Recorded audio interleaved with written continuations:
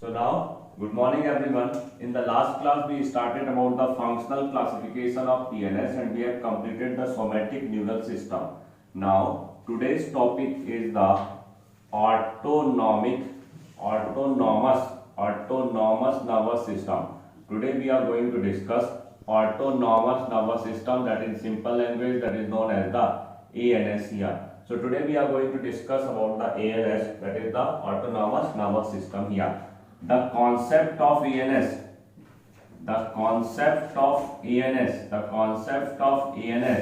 it is given by a scientist that is known as the Langley.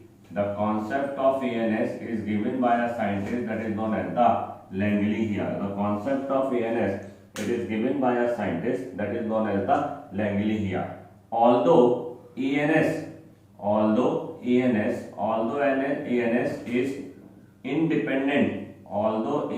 is independent, independent means free in his working. Although ANS, that's why the name is the autonomous. Although ANS is independent in his working, but the activities of ANS, of ANS are controlled by the hypothalamus here. ANS are controlled by, but the activities of ANS are controlled by hypothalamus here. So although ANS is independent in its working, but the activities of ANS, they are controlled by the hypothalamus here. So this is the another point that you have to remember related with the ANS here. When we are saying about the fibers which are present in the ANS, so next slide heading is the fibers of ANS here. In the ANS, autonomous nervous system, ANS means autonomous nervous system, two types of fibers are present. In the autonomous nervous system, two types of fibers are present. First one, they are known as the adrenergic. Fibers. First one, they are known as the adrenergic fibers here. First one, those who are known as the adrenergic fibers, those who are releasing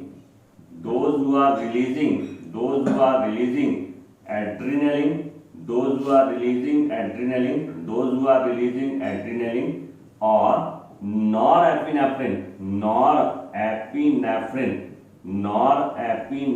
adrenaline or norepinephrine, norepinephrine, by their nerve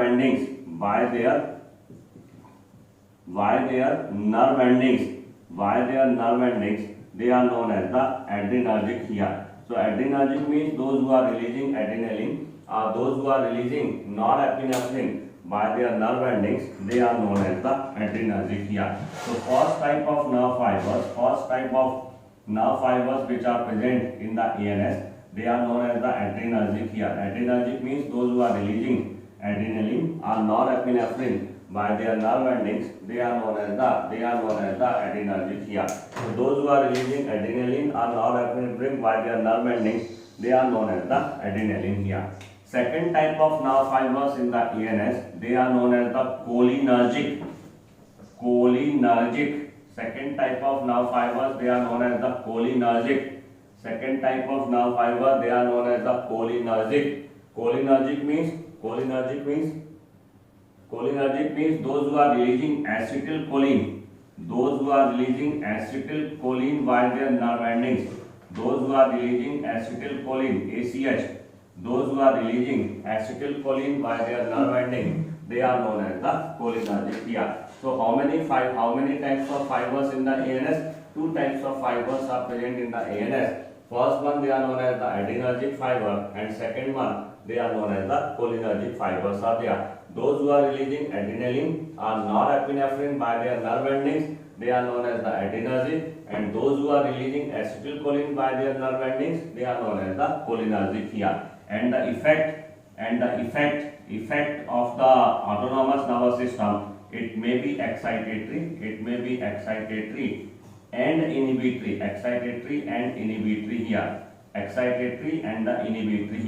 So how many types of nerve fibers are present in the ANS? Two types of nerve fibers are present in the ANS. One, that is known as the adrenergic. Adrenergic means those who are releasing adrenaline or norepinephrine by their nerve endings, they are known as the adrenergic. Cholinergic means those who are releasing acetylcholine by their nerve endings, they are known as the cholinergic here. So adrenergic and cholinergic. These are the two types of nerve fibers which are present in the autonomous nervous system here. When we are saying about the autonomous nervous system, it is a two neuron pathway. Yesterday, if you are remembering, in the somatic nervous system, I told that somatic nervous system is the one neuron pathway. Now here I am saying that autonomous nervous system is two neuron pathway here. Here, each autonomous nervous tract is consist of two neurons. One that is known as the preganglionic fiber. One that is known as the preganglionic fiber. And second one that is known as the postganglionic fiber. Preganglionic fiber and postganglionic fiber. Before the ganglion, the fiber is known as the preganglionic. After the ganglion, it is known as the postganglionic here.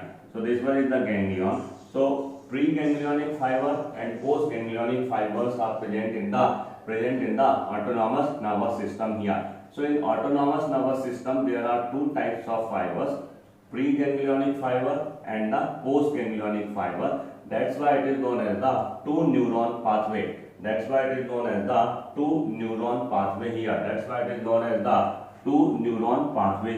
Because it is having two different types of fiber, preganglionic fiber and the postganglionic fiber here. Now there are two parts of the autonomous nervous system.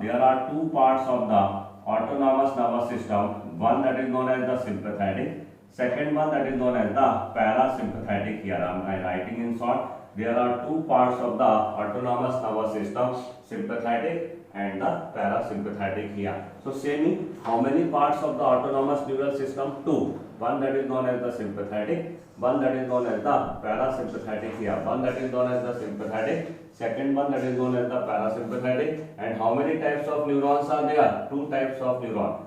Preganglionic fiber, that is the first neuron, and postganglionic fiber, that is the second neuron is there. So preganglionic fiber, first neuron, and postganglionic fiber, that is the second neuron here.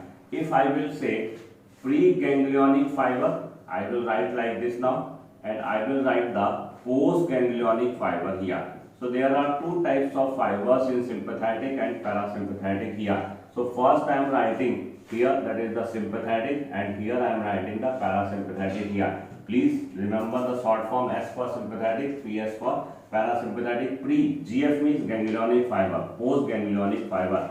So preganglionic fiber and the postganglionic fiber here. In the sympathetic, the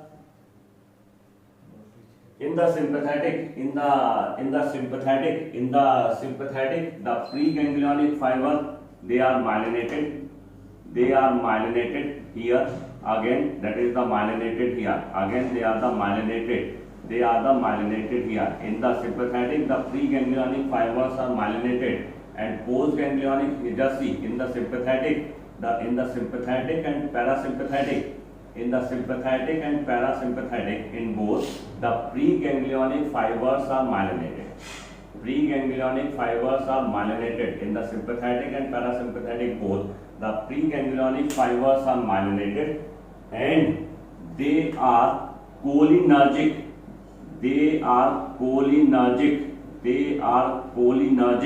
It means they are releasing the acetylcholine here.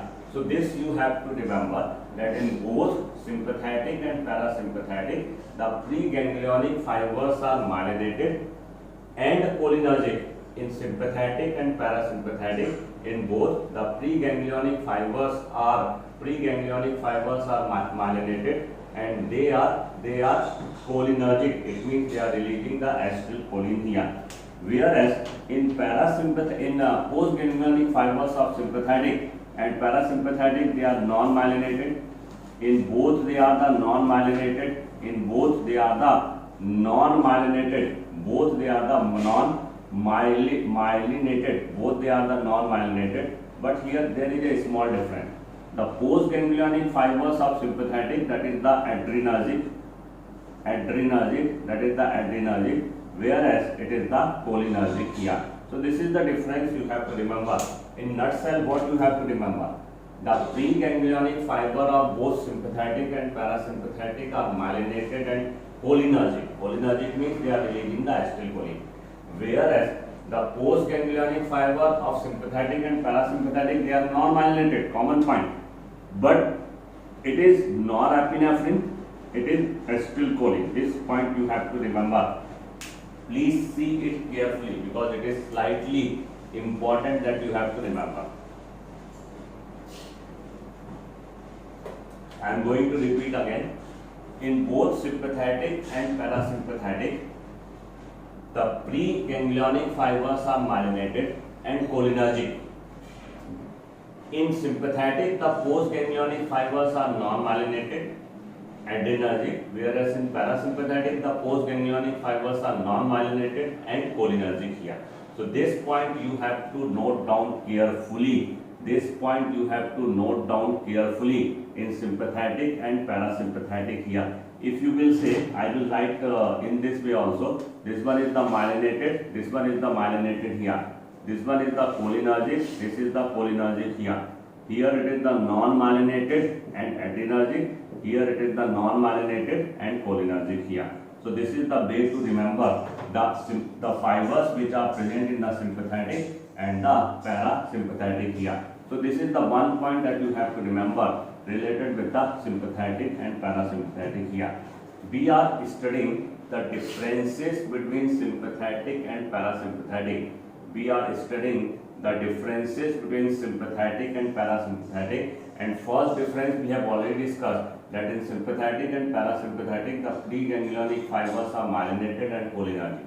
In sympathetic, the postganglionic fiber is non-myelinated, adrenergic. In parasympathetic, the postganglionic fiber is non-myelinated and cholinergic. This is the one point. Now we are going to discuss the differences between sympathetic and parasympathetic here. Just see sympathetic and parasympathetic here. Just see here I am writing the base. Here I am writing the base of difference on which basis we are going to discuss the differences here. What is the base? What is in sympathetic? What is in parasympathetic here? So now just see here preganglionic fiber. Preganglionic fiber. In sympathetic, the preganglionic fiber is short. In sympathetic, the preganglionic fiber is short. So in parasympathetic, it is long. Okay, I will say parasympathetic after it. Now I am coming on the postganglionic fiber. Postganglionic fiber here. I am coming on the postganglionic fiber. It is the long. In sympathetic, the postganglionic fiber is long. In sympathetic, the postganglionic fiber is long. In sympathetic, the postganglionic fiber is adrenergic. Adrenergic. It is releasing the norepinephrine or adrenaline here. So in sympathetic, the postganglionic fiber is long. In sympathetic, the postganglionic fiber is adrenergic. In sympathetic, the postganglionic fiber is branched. In sympathetic, the postganglionic fiber is branched. In sympathetic, the postganglionic fiber is branched. Postganglionic fiber is branched means it is divided into many branches. It is divided into many branches.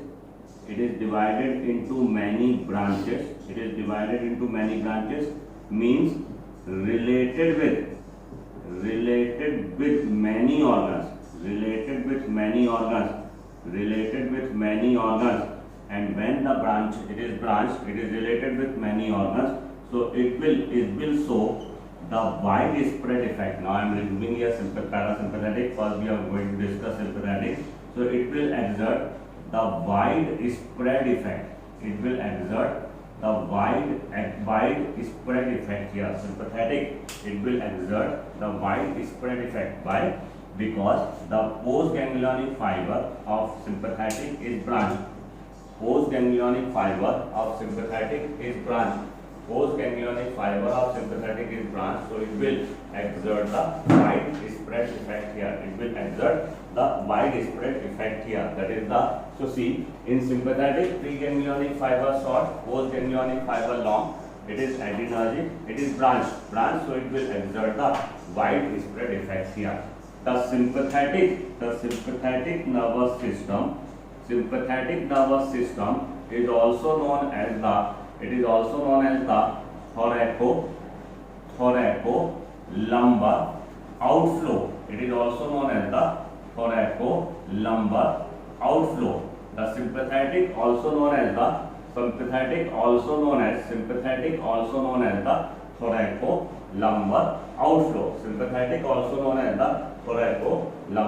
outflow, because it is related with the yesterday we have discussed, it is related with the thoracic plus lumbar spinal nerve. It is related with the thoracic and lumbar spinal nerve. Just we have discussed that there is one branch that is known as the ramus communicans. If you are remembering the middle branch, that is the thoracic spinal nerve and lumbar spinal nerve, they are having another branch, that is the ramus communicans, which is related with the sympathetic here. So in sympathetic, the preganglionic fiber is short, postganglionic fiber is long, postganglionic fiber is adrenergic, noradrenaline. Postganglionic fiber is branched, so it is exerting the widespread effect. Branch means divided into many organs, related with many organs here, so widespread effect is there.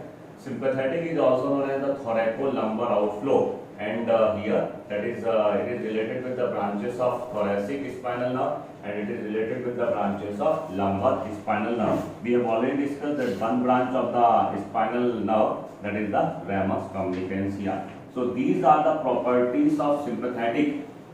These are the properties of sympathetic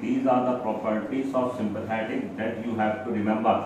These are the properties of sympathetic that you have to remember. So what I told, what you have to remember in the sympathetic in very short. What you have to remember, that is the SLA, BW, TL. If you will remember, the entire board will be finished here. In sympathetic, the preganglionic fibers are short. In sympathetic, the preganglionic fibers are short. In sympathetic, the postganglionic fibers are long. This is the first point that I stated. In sympathetic, the preganglionic fibers are short. Post or long. Postganglionic fibers, they are the adrenergic. We have discussed. Postganglionic fibers, they are branched. Branch means related with many organs. It means they will exert the widespread effect. And sympathetic is also known as the thoracolumbar outflow. So we have discussed all this. If you will remember, what are the properties of sympathetic? SLA, BW, TL. S means preganglionic fibers short, postganglionic fibers long, postganglionic fiber adrenergic, postganglionic fiber branch. It will exert the widespread effect. It is also known as the thoracolumbar outflow because it is related with the spinal nerves, that is the ramus communicans of thoracic spinal nerves and the lumbar spinal nerve here. So these are the properties of sympathetic that you have to remember here. Now in sympathetic there are, we have already discussed 21 pairs of chain ganglia are present. 21 pairs of chain ganglia are present. What is present in sympathetic? 21 pairs of chain ganglia are present, which are present on the both sides of the vertebral canal, column here. So and they are interconnected also. So how many pairs? 21 pairs chain ganglia are present. They are also known as the collateral ganglia. 21 pairs of chain ganglia are present in this way. 21 in a row on this side, that is the vertebral column here. So 21 pairs of chain ganglia are present in the sympathetic here. 21 pairs of chain ganglia are present in the sympathetic here. And one more point that we have already discussed, in sympathetic the preganglionic fibers are myelinated and cholinergic, and postganglionic fibers are non-myelinated and adrenergic here. So these all the properties of sympathetic. Now I am saying what to remember. Listen, sympathetic, preganglionic fiber short, post long, post adrenergic, post branch, spreading widespread. Sympathetic known as the thoracolumbar outflow because it is related with the ramus communicans of thoracic spinal nerve, lumbar spinal nerve. Sympathetic preganglionic fiber myelinated cholinergic, postganglionic fiber non-myelinated adrenergic. 21 pairs of chain ganglia in two lines, that is known as the collateral ganglia because present on the lateral side of, that is the vertebral column here. So this one is about the sympathetic here. So if I will say what are the properties of parasympathetic, just opposite to sympathetic, that is the parasympathetic. So easy to remember, few points that is easy to remember here, few points that is easy to remember related with the parasympathetic. Just opposite, if I will say what is about the preganglionic fiber in parasympathetic, long, postganglionic fiber short, postganglionic fibers cholinergic, postganglionic fibers unbranched, related with one organ. So what is the effect? Limited effect. So these 5 points you will say just opposite to the sympathetic. Need not to go in detail, just see. I have discussed all the point in very short here, so it's easy to remember. In parasympathetic, the preganglionic fiber is long, postganglionic fiber is short. It is the cholinergic, postganglionic. This one related with the preganglionic, and from here they all are related with the postganglionic here. Postganglionic here. So now just see here, postganglionic fiber in parasympathetic short, cholinergic, then unbranched, and unbranched, so it is related with the one organ. So the effect is the limited effect here. Now the parasympathetic nervous system,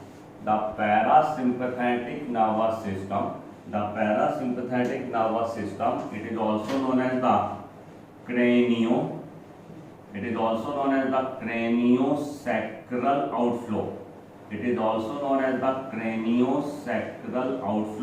The parasympathetic neural system is also known as the craniosacral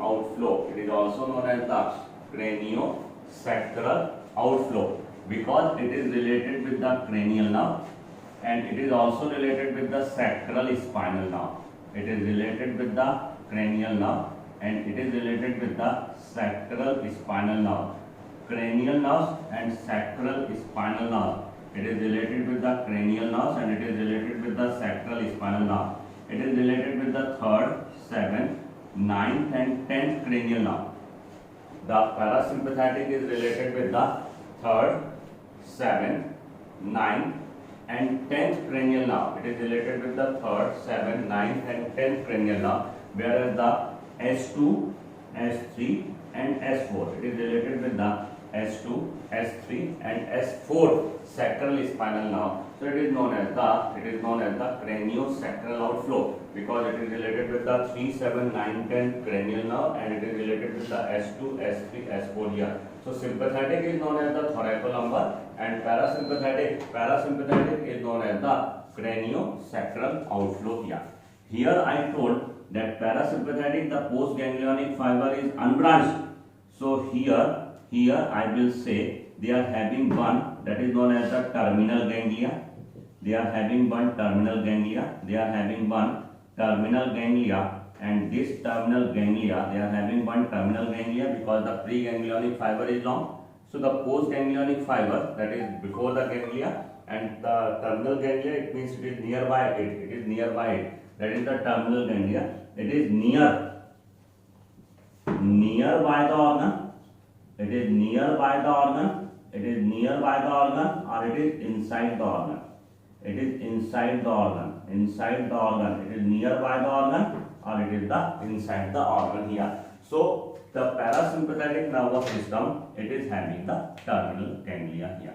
So it is very easy to remember what are the differences between sympathetic and parasympathetic nervous system here. Again I am saying about the sympathetic, SLA, PWTL, parasympathetic, long, preganglionic fiber long, post short, cholinergic, unbranched, related with one organ. So it is having terminal ganglia. It is ganglia is nearby the organ or inside the organ. Yeah, it is known as the craniosacral because it is related with the cranial nerves and it is related with the sacral spinal nerve. It is related with the third, seventh, and ninth cranial nerve, and it is related with the S2, S3, and S4. That is the sacral spinal nerves here. So these are the differences between the sympathetic and the parasympathetic here. I think you are getting the differences between sympathetic and parasympathetic here. It is important for NEET and for Sunday test also here. Now just see. Now just see here. Now just see here. Now coming on the next one here. That is the functions of sympathetic and parasympathetic here. Now we are coming on another point, that is the functions of sympathetic and parasympathetic here. Functions of sympathetic and parasympathetic here. The effects of sympathetic and parasympathetic. The effects of sympathetic and parasympathetic on an organ or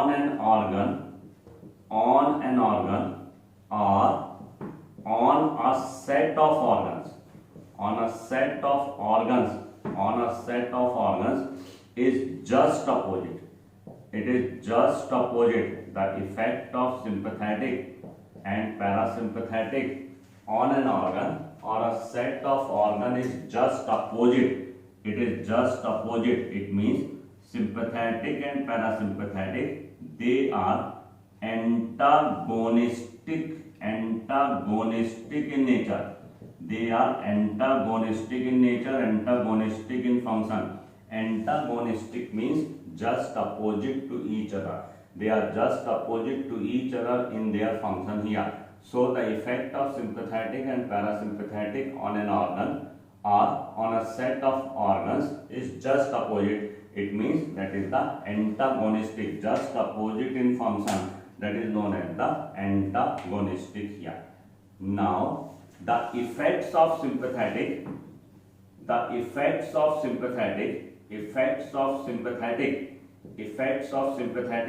will say effects of sympathetic, the sympathetic activates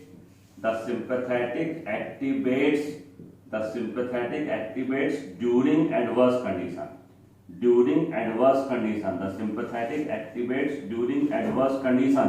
The sympathetic activates during adverse conditions. It activates during the adverse condition here. The sympathetic activates during the adverse condition here. So the effects of sympathetic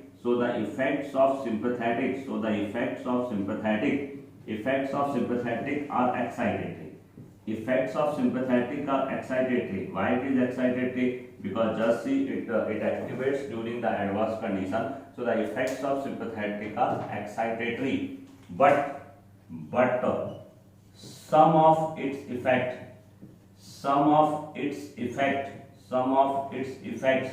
are inhibitory also.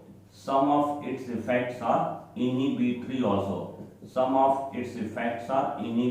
also here. So normally the sympathetic is excitatory by the release of adrenergic or norepinephrine, but some of its effects are inhibitory also, and vice versa related with the parasympathetic. It means what I will say, the effect of the parasympathetic activates during the normal condition. The effect of parasympathetics are inhibitory. By the release of cholinergic, it is inhibitory. But some of its effects are excitatory also here. So whatever I am saying about the sympathetic, just opposite applicable for the parasympathetic here.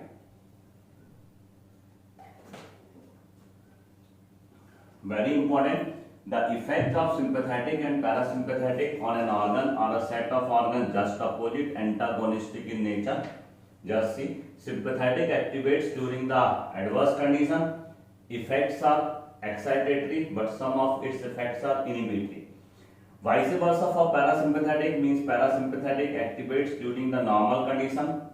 Effects of parasympathetic are inhibitory, but some of its effects are excitatory also here. So the effects of sympathetic and parasympathetic on an organ, or a set of organ, or a set of organ is just opposite, antagonistic. The effects of sympathetic and parasympathetic on an organ, or a set of organ, or a set of organ is just opposite. It means it is the antagonistic here. Now there is a term that is known as the autonomic tone.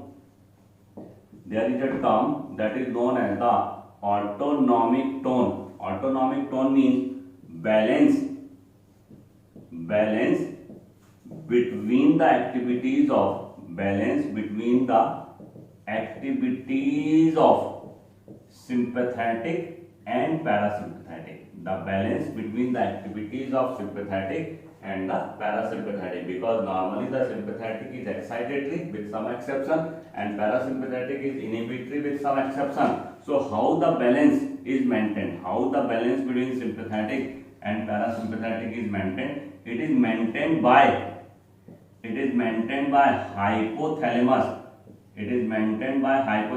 That's why I told there is two coordinated system in our body, neural system and the endocrine system here. So who is maintaining the autonomic tone? That is the hypothalamus. And what is autonomic tone? Balance between the activities of sympathetic and the parasympathetic here. Sympathetic, when there is activation of sympathetic,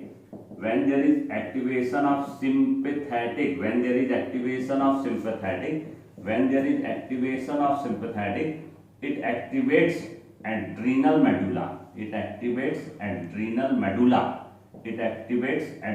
medulla. And you know, adrenal medulla, it is releasing one very important hormone that is known as the adrenaline, and it is releasing another hormone that is known as the noradrenaline here.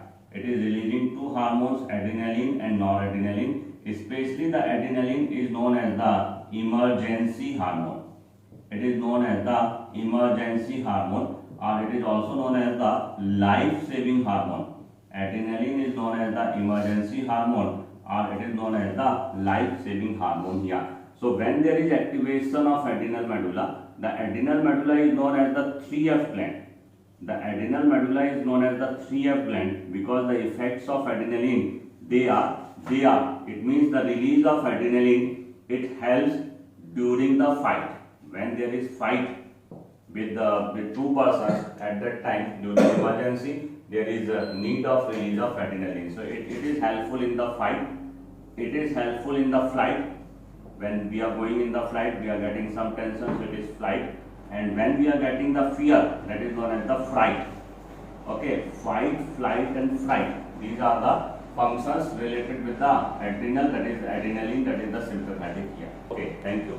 So again I am repeating, maybe voice disturbance is there. So sympathetic, that is who is maintaining the autonomic tone? Hypothalamus. And when there is activation of sympathetic, there is activation of adrenal medulla, and it is releasing the adrenaline and noradrenaline. Adrenaline is known as the emergency hormone, or it is known as the life-saving hormone here. Adrenal medulla, that is known as the 3F gland, because it activates, it helps in fight, flight and fright. Fright means fear.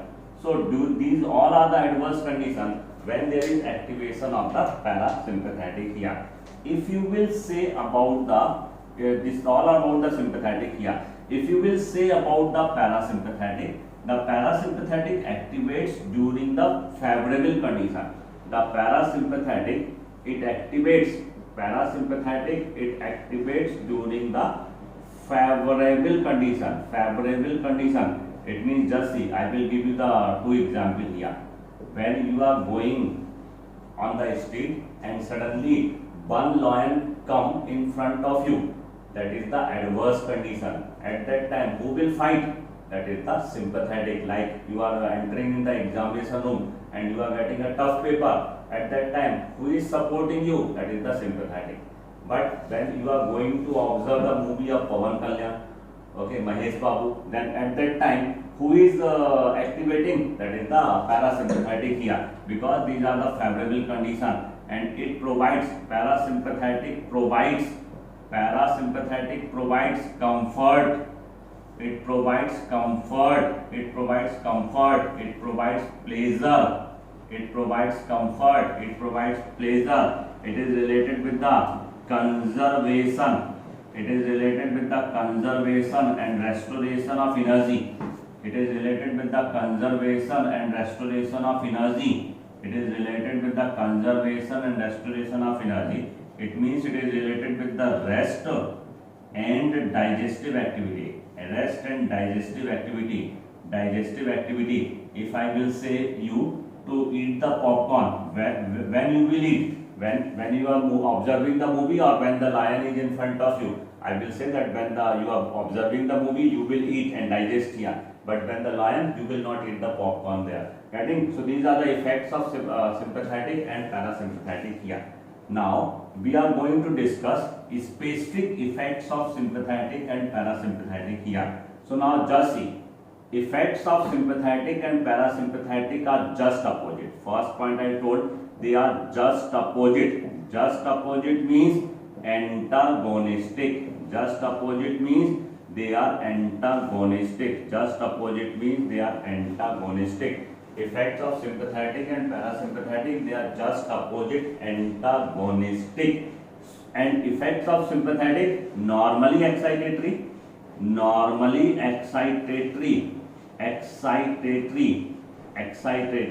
but few effects are inhibitory, also here.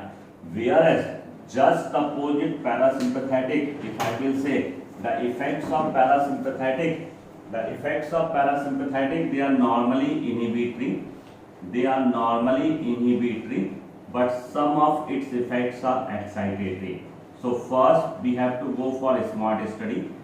We will discuss about the sympathetic. Just opposite to sympathetic, the effect of parasympathetic. Easy. Just opposite to effect of sympathetic, that is the effect of parasympathetic. So need not to read both. Just opposite the sympathetic, that is the effect of parasympathetic. Like if I will say sympathetic increasing the rate of heartbeat, so what will be the function of parasympathetic? It will decrease the rate of heartbeat.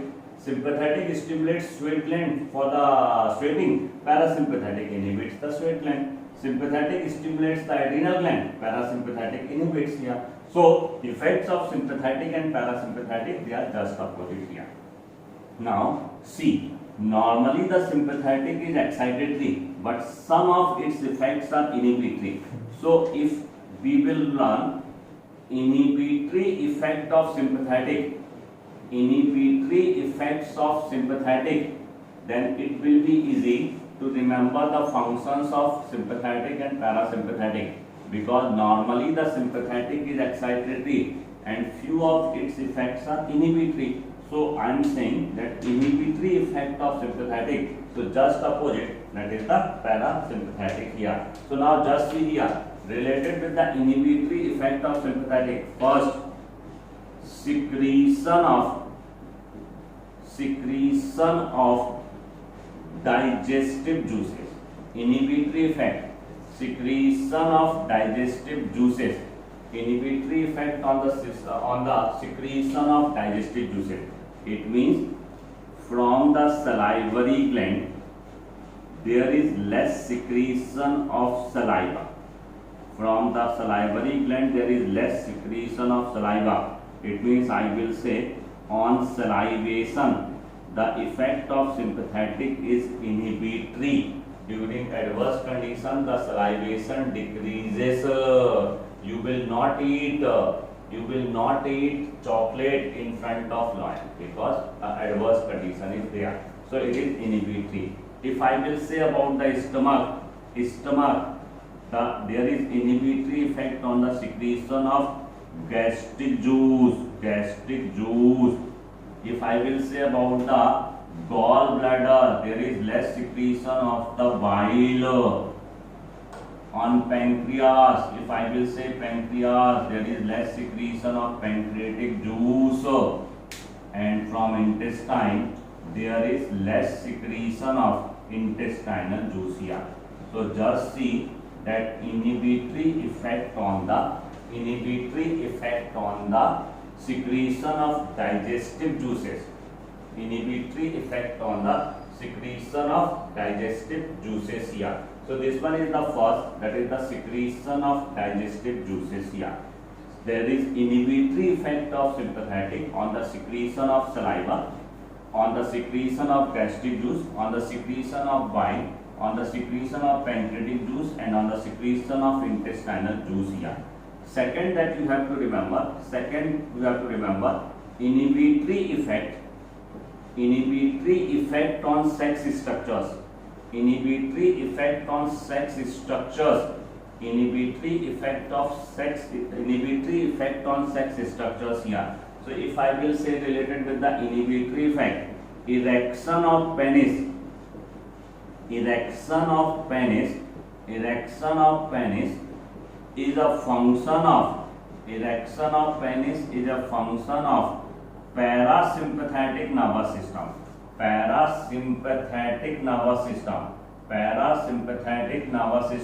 Erection of penis is a function of parasympathetic nervous system here, because during the adverse condition person will not go for sexual activities here. So that is the inhibitory effect on the sex structure that is related with the sympathetic here. So inhibitory effect on the sex structures, that is the function of the sympathetic here. I am saying only the inhibitory effect, remaining all the effects are excitatory here. Third one, just see, inhibitory effect on bronchi. Inhibitory effect on bronchi, it means it dilates the bronchi.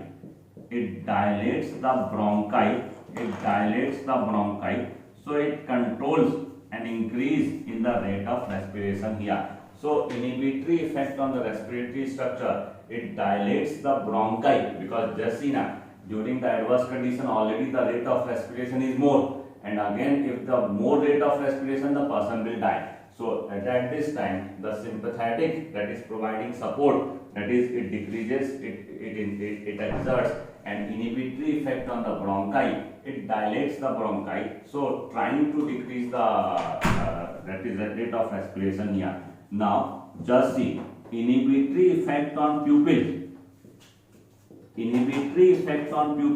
You know pupil, what is pupil? The space between iris, that is known as the pupil. Inhibitory effect on pupil, it means it dilates the pupil. Sympathetic dilates the pupil here. It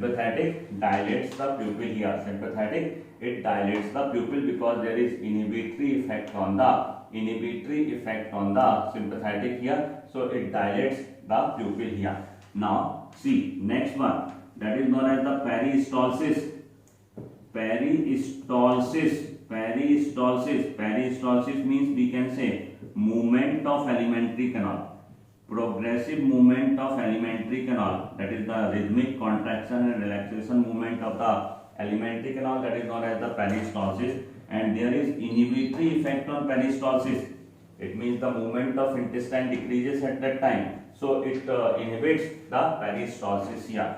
We are discussing the inhibitory effect of sympathetic here. So these are the inhibitory effect, that is on peristalsis, pupil here. Inhibitory effect on the urinary bladder. Inhibitory effect on the urinary bladder. Inhibitory effect on the gallbladder. Inhibitory effect on the gallbladder. Inhibitory effect on the gallbladder here. So inhibitory effect of on the urinary bladder, inhibitory effect on the gallbladder. So if I will say 3 SBB, SBP, UG, these are the inhibitory effect of sympathetic. Remaining all the effects of sympathetic are excitatory.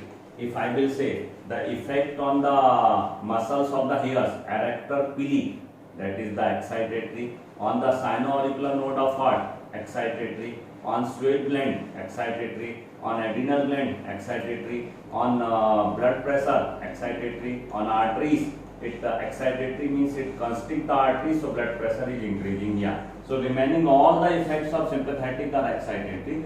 So I have discussed in short, that is the inhibitory effect of sympathetic here. See here on the salivation there is inhibitory effect. Salivation there is inhibitory effect. On the sex structures there is inhibitory effect. On the sex structures there is inhibitory effect. On the stomach related with the gastric juice there is inhibitory effect. Inhibitory effect on bronchi. Inhibitory effect on bronchi. Here the meaning of 3S. It means salivation, sex structures, stomach. Here inhibitory effect on the bronchi. Inhibitory effect on the pupil. Inhibitory effect on the peristalsis. Inhibitory effect on the urinary bladder. Inhibitory effect on the gallbladder. Inhibitory effect on the gallbladder. So you have to remember the inhibitory effect of sympathetic here. Now, if I will ask few questions, then you have to reply. Then only I will think that you are getting the point. If I will ask, what is the effect of sympathetic? What is the effect of sympathetic on these structures here? Say me, on the heartbeat. The effect of sympathetic is excitatory or inhibitory? Please type there. The effect of sympathetic is excitatory or inhibitory on heartbeat? Excitatory. Getting. So you are getting my point. Here I summarized all the inhibitory effects of sympathetic. Remaining, the effect of sympathetic on all the structures is excitatory. Like if I will say erector pylorus muscles. It is a muscle which is related with the hair roots, hairs. So when there is adverse condition, that is excitatory, that it causes the erection of hairs. There is erection of hairs when the lion will come in front of us. Okay, that is the erector pylorus muscle. So these are the excitatory effect of the sympathetic here. Getting? So these are the inhibitory. I summarized in short. Remaining all the effect of parasympathetic, sympathetic, they are the excitatory, and just opposite the sympathetic, there is effects of the parasympathetic here. Sympathetic. Now here you have to remember two important points. Here you have to remember two important points. That is very important here. Here you have to remember two important points here. First, sympathetic activates during adverse condition. I told now, sympathetic activates during adverse condition. So in this adverse condition, glucose is required by the body. So now just see here, the sympathetic, if I will ask the effect of sympathetic on liver, two-way effect, you will understand better. Two-way effect. Just see, if I will say that synthesis and secretion of bile, synthesis and secretion of bile. Just see, during adverse condition there is less. It means it will exert the inhibitory effect. But from the glucose from the liver, there is release of glucose. It means during the adverse condition, the blood sugar level, there is need to increase here. It means the glycogen will convert into the glucose during the adverse condition here. So the effect of sympathetic we have seen as per the requirement of the body. There is need to decrease the secretion of bile, inhibitory. There is need to increase the glucose level of blood. So it is the excitatory here. So on liver, there is two-way effect that you have to remember. The last point, sympathetic and parasympathetic, it means I will say the autonomous nervous system, it controls all activities of body. It controls all activities of the body. It controls all activities of the body. ANS, except it is not related with the learning. First point, it is not related with the learning. The autonomous nervous system is not related with the learning. Autonomous nervous system is not related with the memory. So it is not related with the learning and memory here. Today's topic is very interesting. In the evening I will send you the notes also, so don't worry. Video also I will send. This topic is interesting and important for NEET also. Okay. One information for Monday test, 11th revision, you have to read only NCERT. For Sunday test, you have to read study package here. I am already sent 3 videos on animal kingdom, but I am not getting you are studying or not. Whenever you are observing the video, please put one that comment na. Then only I will know with your name na. Please put one comment na that you are studying or not. I don't know you are studying or not na, because it is online na. So please put one comment with your name, with your name. Okay, then only I will know na you are discussing reading or not. So see these videos here. Tomorrow we will start about the receptors, and in the receptor we will discuss about the structure of eye here. Okay, thank you.